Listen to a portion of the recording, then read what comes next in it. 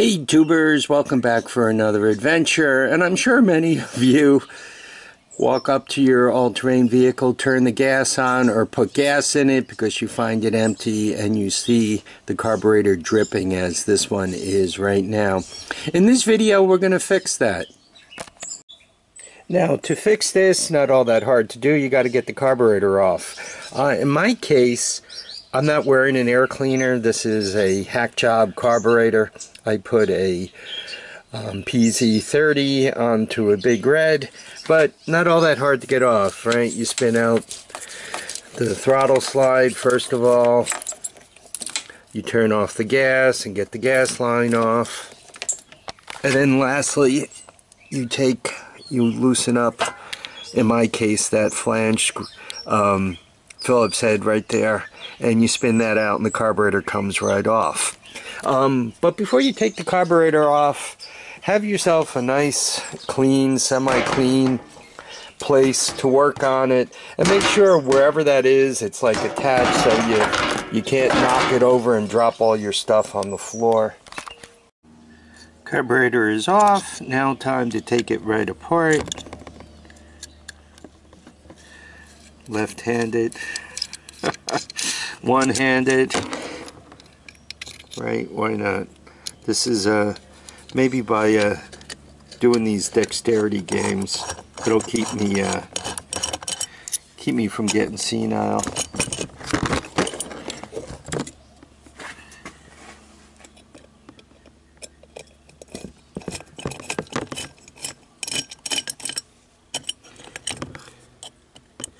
Now this is a relatively new carburetor. Obviously it's a clone, right? Fabergé, or however they say it. You know, as you take it apart, do your best not to lose anything. That's why I'm doing it in that pan.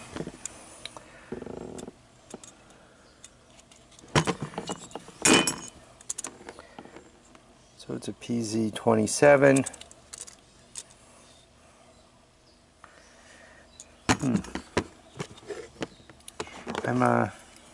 Be honest with you, I'm not seeing a great reason for it to be dumping gas all over. Well, let me start looking, and we'll talk if I find anything. Well, let's take a look at the float, see if there's anything interesting going on with this.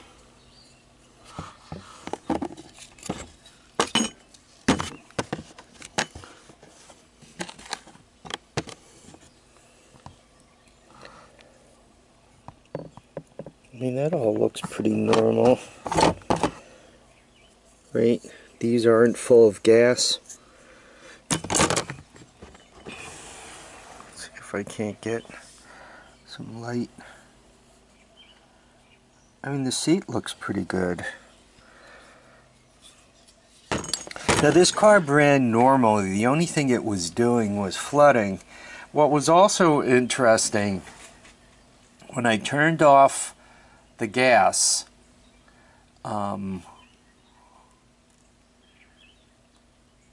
the carburetor, and you know, I took it off, dumped it out.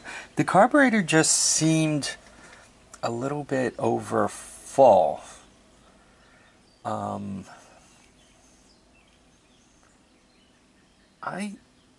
You know, as I was tilting it, moving it, it sounded like it was working properly.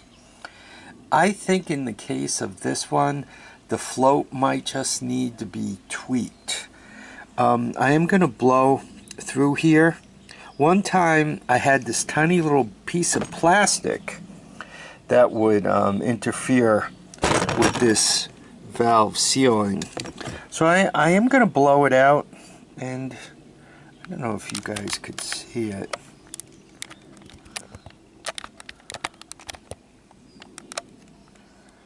But it's not the cleanest thing. I'm also going to take a Q-tip and clean it out. I'll hit it with some solvent, blow it out.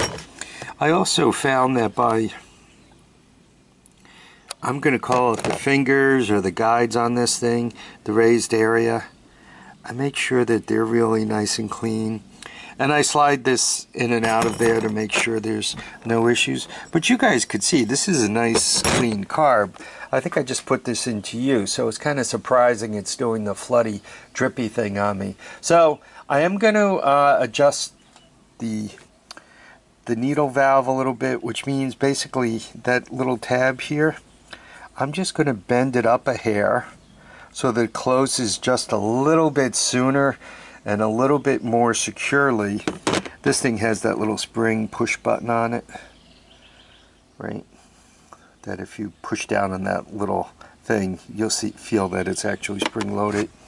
So having it close a little sooner is not that big a deal.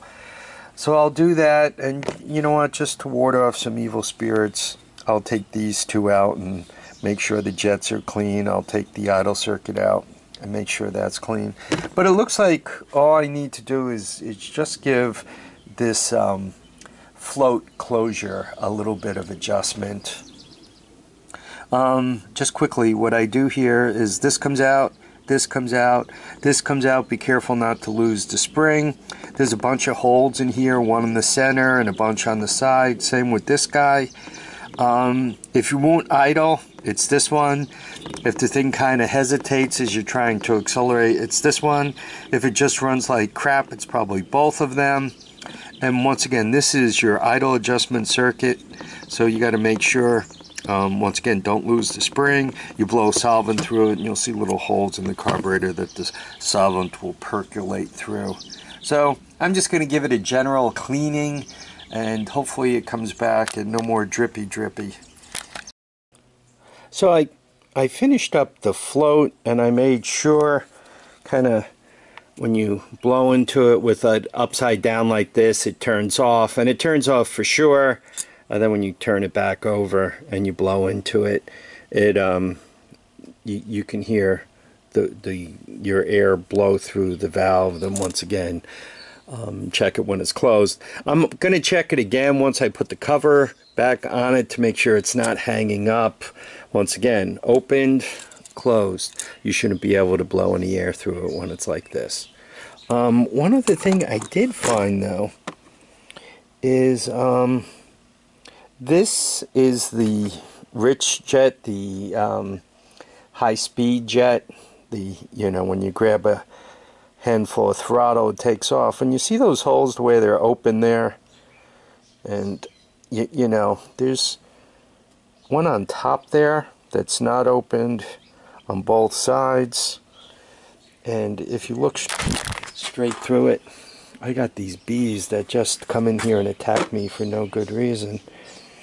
And if you look straight through this one, I can't even, the hole is so tiny.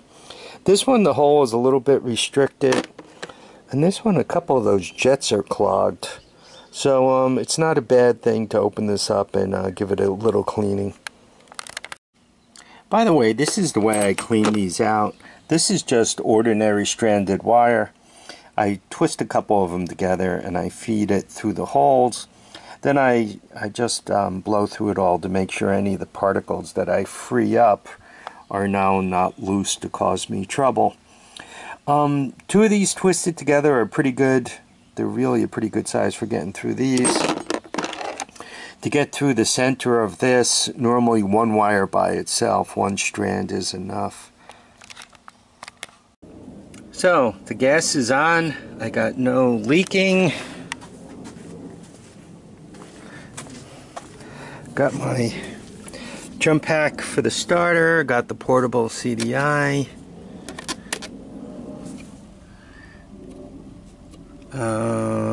What else do I have to do? Well, let's see if she starts.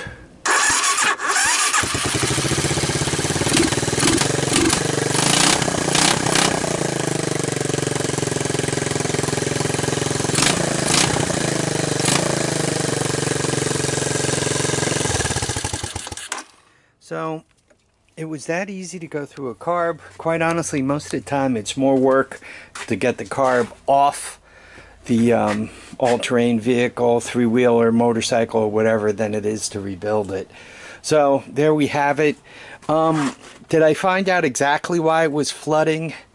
No, but given that it was a low mileage carb, and most of the run time that was on it is I would just fill it up and start the bike and shut it down. I really didn't have gas leaning up against it, you know, a gas tank full of fuel pressing on the float valve, so to speak.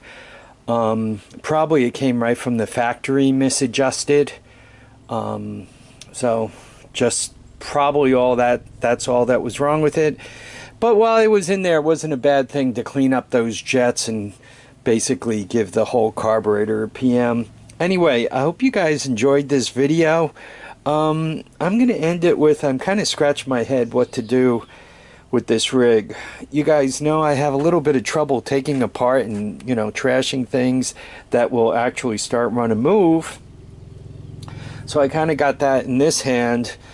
And then in the other hand is, I really don't have another rim to put on the back so that the back tires match. I don't really have a set of tires for it, and I'd really like to move my efforts elsewhere. So this thing rolls pretty easy, but it's kind of in the way. I'm trying to figure out. I really need to put up that carport. That way this thing could like get rolled out in the carport, get put on a set of blocks. And then when I decide what to do with it, I can. These things make excellent drive chains for like a golf cart. Imagine smashing that engine and rear end right into a golf cart. There's a million spare parts here, including the front fork assembly that I can really use elsewhere. But once I take that off, this whole thing doesn't roll anymore. I mean, the headlight assembly, there's just a horde of good parts here. But I'm not in a big hurry to take it apart until I really figure out where it's all going to go. Anyway, I really want to thank you all for dropping by to watch and comment and subscribe. Please remember, feet down, heads up, and get out and enjoy each and every day. Bye now.